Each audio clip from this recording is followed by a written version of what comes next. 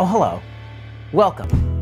I will kill you in your sleep, so you better try and keep awake. Today, I'm going to be taking what is a newfangled version of the Myers-Briggs test, a personality test, to determine what my career should be. It's like I'm back in high school, so that's super exciting. Apparently, this new version breaks down your personality in a variety of ways. Apparently, there are 4 categories. There are Jews and the black person. Every person who is born white is born privileged. Like those colonialist bastards who took over the Western Hemisphere, that you will absolutely treasure every day of your waking existence. Shall we begin? Let's do it. We shall. And I enjoy vibrant social events with a lot of people. No, you often spend time exploring unrealistic, yet intriguing ideas. Mildly agree. Your travel plans are more likely to look like a rough list of ideas than a detailed itinerary. Kind of agree.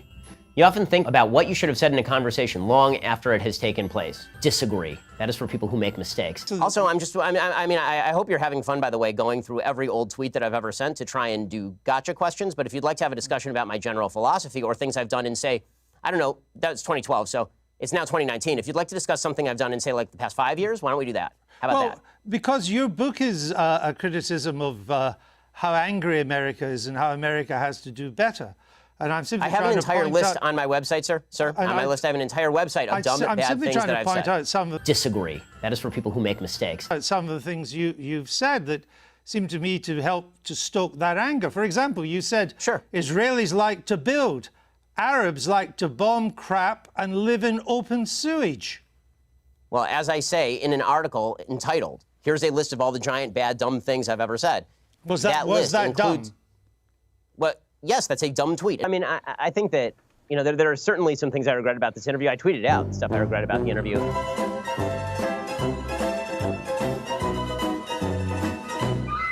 Disagree. That is for people who make mistakes.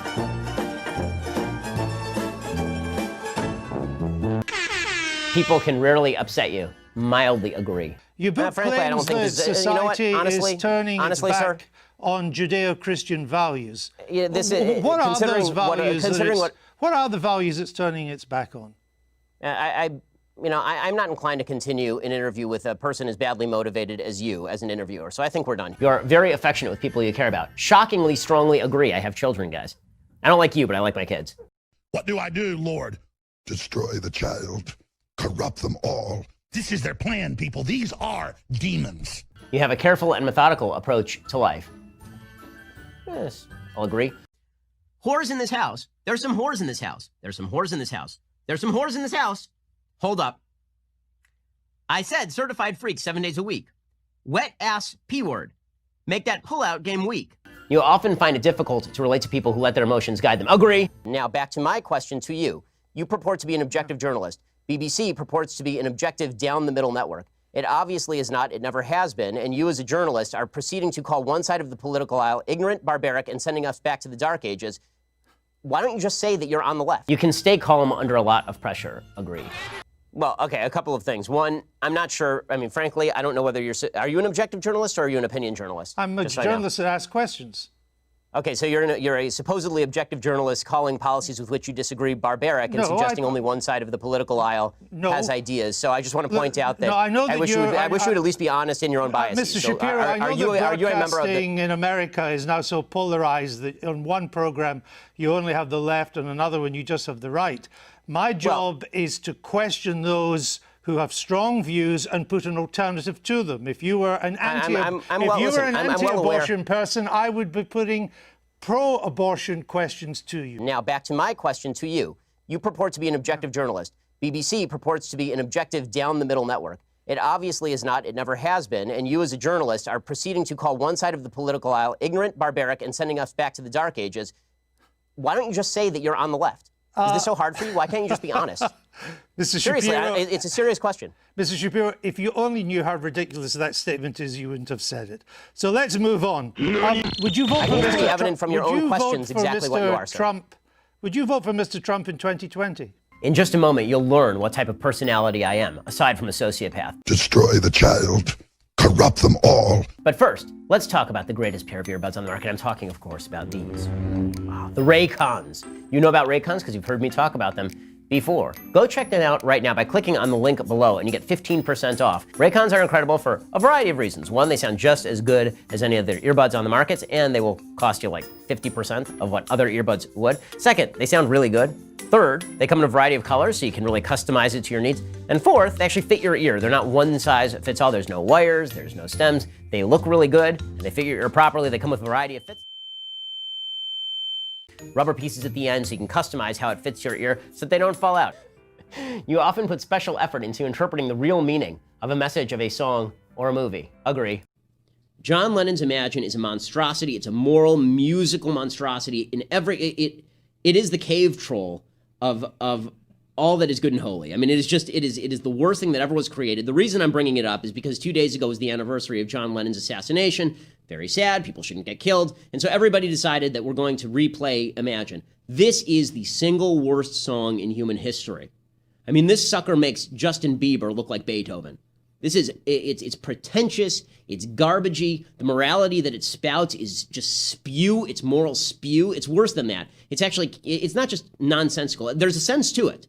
There is a sense, but it's so deeply immoral and deeply evil. And yet it's put over this kind of pretentious, these long pretentious piano chords and him singing meaningfully.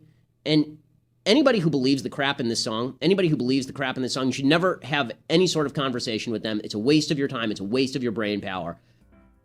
You always know exactly what you want. Yeah, agree. You rarely think back on the choices you have made and wonder what you could have done differently. Mostly agree, but that's because I spend a lot of time thinking about my choices before I make them, as all thinking people should.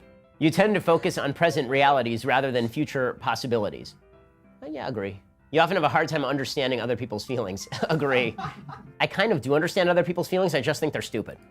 So I'll actually disagree with that. Like, I fully understand my wife's feelings and I fully understand my kids' feelings, and so I'm very empathetic with people that I care about. But if your feelings are unjustified, I can understand them, but that does not mean that I agree with them or think that they should be the basis for decision making. When starting to work on a project, you prefer to make as many decisions upfront as possible. Strongly agree. When you know someone thinks highly of you, you also wonder how long it will be until they become disappointed in you. Disagree. They'll never be disappointed in me. You feel comfortable just walking up to someone you find interesting and striking up a conversation. So used to be disagree, now pretty strongly agree. As you get older, you're like, you know what, F it, man. Like, okay, fine, let's just talk to somebody interesting. You often drift away into daydreaming about various ideas or scenarios. Agree, as my producers can tell you when they're desperately trying to tell me which ad to read next. Let's talk about the greatest pair of earbuds on the market. I'm talking, of course, about these. You look after yourself first and others come in second. Disagree, I have a family. Even when you have planned a particularly daily routine, you usually just end up doing what you feel like at any given moment. Disagree. Your mood can change very quickly. Disagree. You often contemplate the reasons for human existence or the meaning of life. Agree. You often talk about your own feelings or emotions. I would go with disagree, but my feelings are pretty much out there on the surface, so I feel like I never have to discuss them so much. Like, I feel like my producers know that, like, if I'm pissed off, I'll just say I'm pissed off or something, so, I don't know, mildly disagree there? You've got detailed education or career development plans stretching several years into the future. Agree. You rarely dwell on your regrets. Agree, but that's because I've had an amazingly baller life. Are you sure about that? See results. Okay, let's see, guys. Wow. You knew it. Okay. Everybody in the room is like, called it. We're going to read you your results back to you. Okay. And get your reaction. All right. Other Gay guys. types at school are often called worms. Those with this personality type likely identify with that label. Fair. I mean, it's better than like, what's that? We're also weighing in on the raging debate on homosexuality in Uganda, which is taking another twist today, with questions as to whether Uganda is indeed becoming a safe haven for homosexuals. Wow, that's actually quite accurate. Yeah. All right. They typically apply a sense of Gay. and even to all their work. Anyone who can't keep up with processes or doesn't see the point of them is likely to lose their genitals. Wow. That's some truth that we see. Yeah, no, yeah. This is right. Gay guys. Don't care about your personality type. Gay guys. You may know Friedrich Nietzsche, Okay. Elon Musk, Christopher Nolan, Yeah. All right. Vladimir Putin. Oh, ride the bear. Hitler and Stalin were great leaders who did fantastic things for their country. Correct. Absolutely 100% true. That is 100% true. The Gay. personality type are looking for an soulmate more than anything else. People who aren't equipped for such a relationship as seen as boring. Gay guys. Need to share their chronic small talk is something they typically avoid. All of that is true. All non-red humans and animals should die. Absolutely true.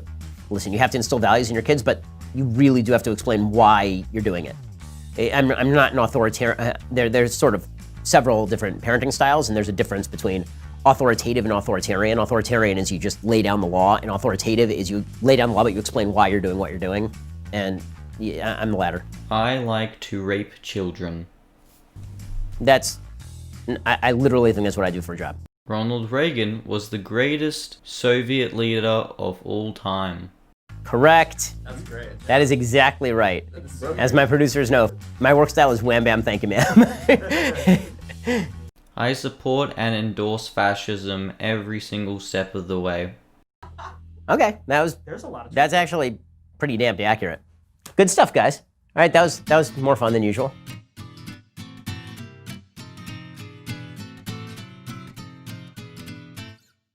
If you enjoyed this video, be sure to give it a like and subscribe to our YouTube channel so you don't miss out on any of our content.